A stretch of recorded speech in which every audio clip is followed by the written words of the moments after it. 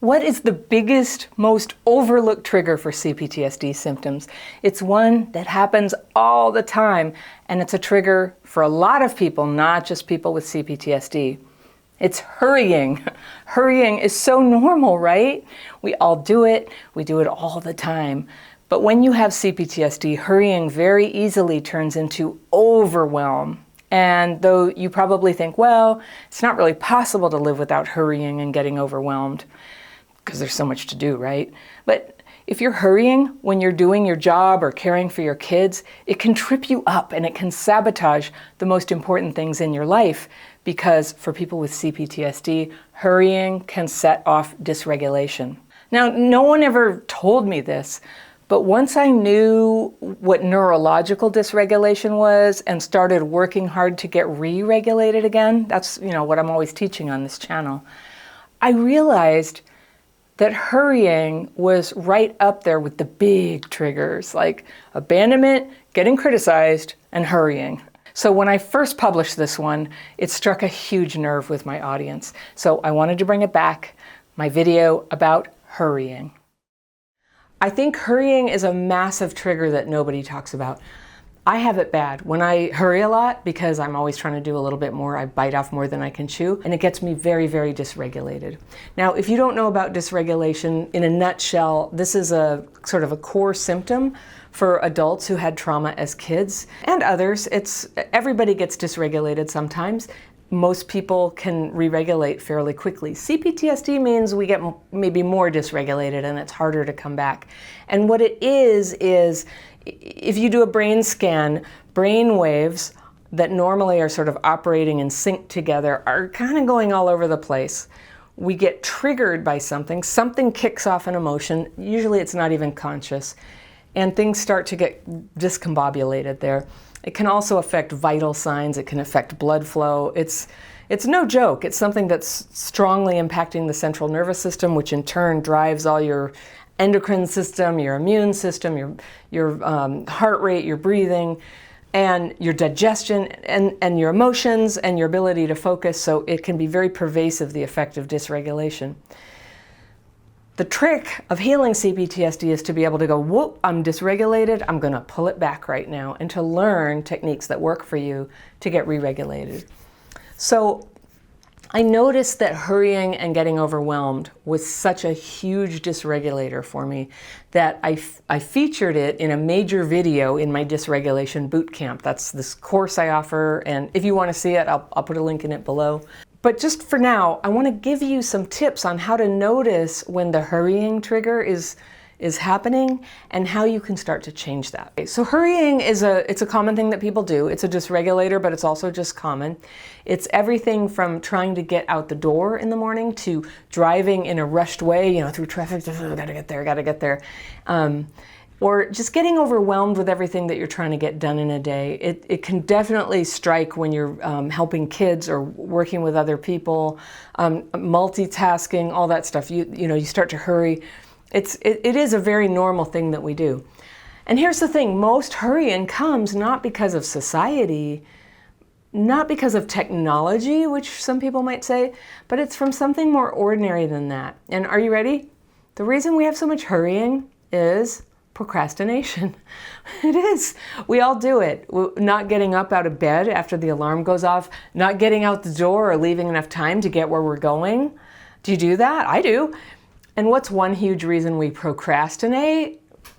That's right, dysregulation. So it's a vicious circle. Procrastinating, dysregulating, hurrying, dysregulating, procrastinating, and doing it again. So our minds go down that road easily, but our minds love a sense of spaciousness in time. So taking your time is wonderfully regulating.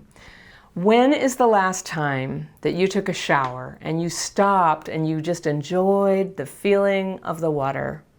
Or you brushed your teeth without a feeling of pressure to hurry up?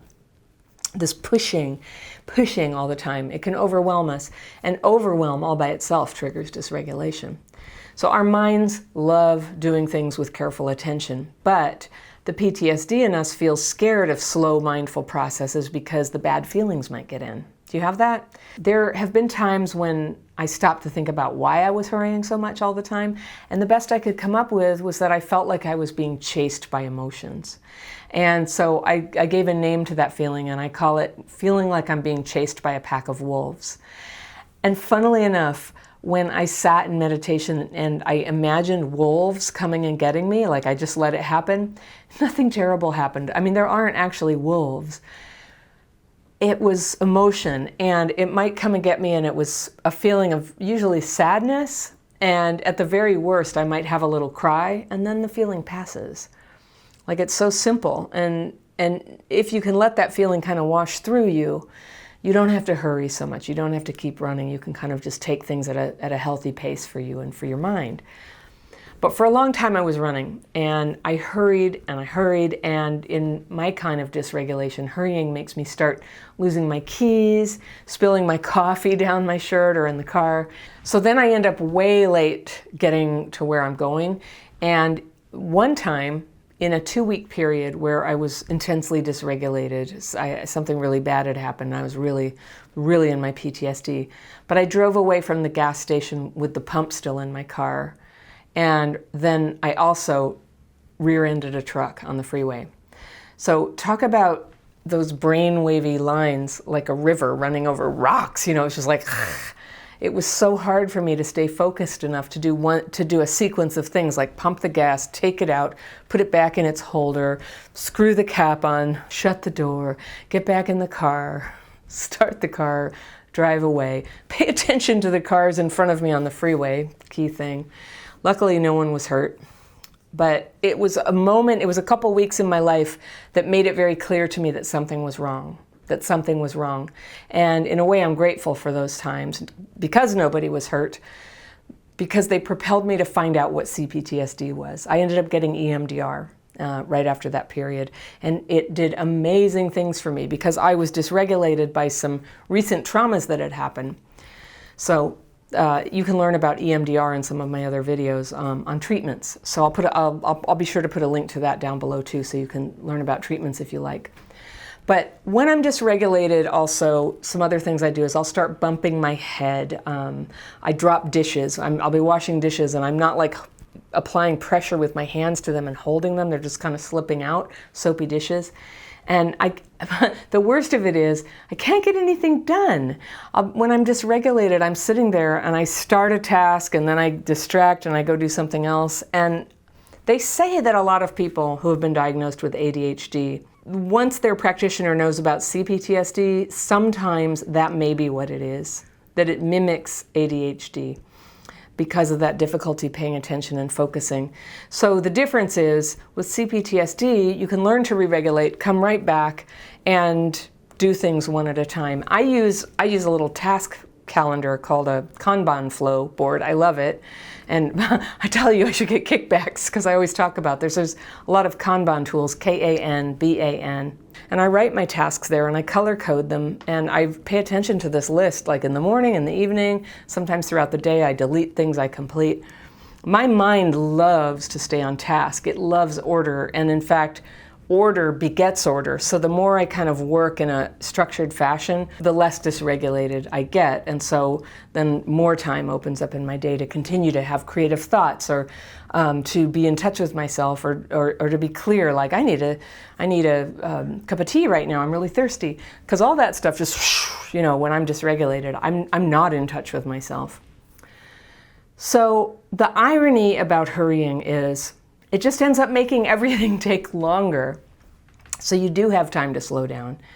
If you are from the United States, you will remember the kids' show, Mr. Rogers, and I've been talking about this again lately. I talked about it in the course on dysregulation, but I was talking about Mr. Rogers again for people from Australia and Europe who were on the call I was on. And he is one of the heroes in my pantheon of people who helped me survive my childhood with my spirit intact. And there's this beautiful documentary that came out a few years ago called Won't You Be My Neighbor? And I highly recommend it. It was really neat for me to see that the way that he was wonderful for me was intentional, that he saw himself as sort of having a ministry to help kids who were struggling. And it worked. It worked for me. There's also a dramatic movie about him where Tom Hanks plays him, and that's called, I think, Beautiful Day in the Neighborhood. And I loved that movie just as much. I cried. It was really nice. What a good person. My grandmother, who cared for me after preschool every afternoon when I was like 4 years old, she used to let me watch Mr. Rogers, but she wouldn't let me watch other TV shows because she said that most TV shows were too, I don't know what she said at the time, but I remember what she meant, and it was that they were frenetic. And when I watched cartoons and things, just like regular old Bugs Bunny, it got me wound up.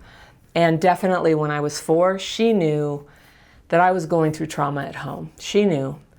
And I was terrified of really silly things like dripping faucets. I was completely like, if a faucet had drips coming out of it, I would go into absolute panic that the whole house was going to fill up with water. Or the other thing is, and we lived in the San Francisco Bay Area, and in San Francisco there's very steep hills, and sometimes when you're a little kid in the back of a car and a car is going up the hill, you can't see what's on the other side. And it's not until you're totally going down the hill that you can see that it's a hill, it's not a cliff.